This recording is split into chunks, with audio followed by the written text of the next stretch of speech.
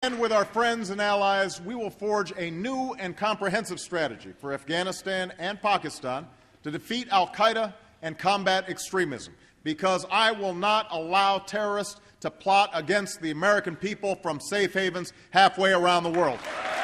We will not allow it.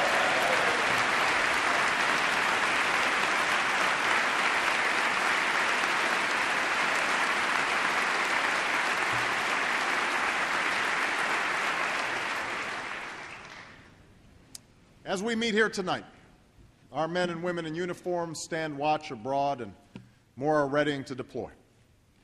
To each and every one of them, and to the families who bear the quiet burden of their absence, Americans are united in sending one message: we honor your service. We are inspired by your sacrifice, and you have our unyielding support.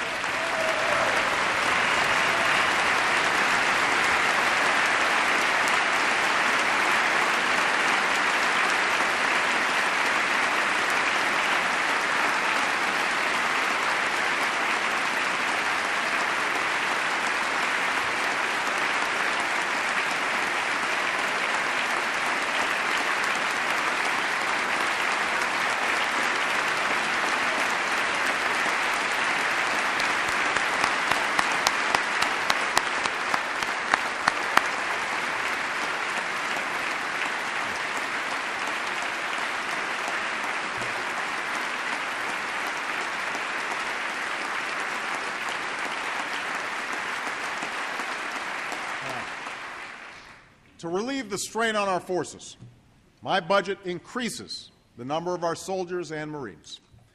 And to keep our sacred trust with those who serve, we will raise their pay and give our veterans the expanded health care and benefits that they have earned.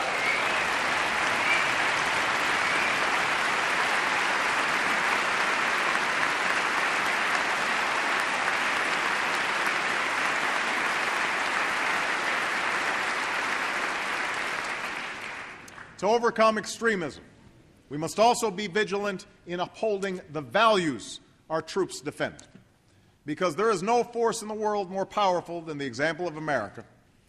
And that is why I have ordered the closing of the detention center at Guantanamo Bay and will seek swift and certain justice for captured terrorists. Because living our values doesn't make us weaker, it makes us safer, and it makes us stronger.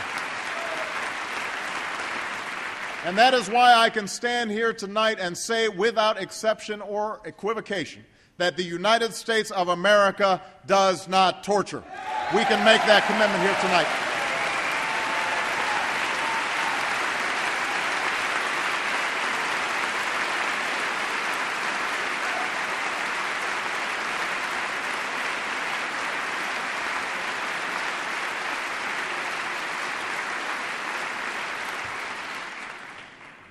In words and deeds, we are showing the world that a new era of engagement has begun. For we know that America cannot meet the threats of this century alone, but the world cannot meet them without America. We cannot shun the negotiating table, nor ignore the foes or forces that could do us harm. We are instead called to move forward with the sense of confidence and candor that serious times demand.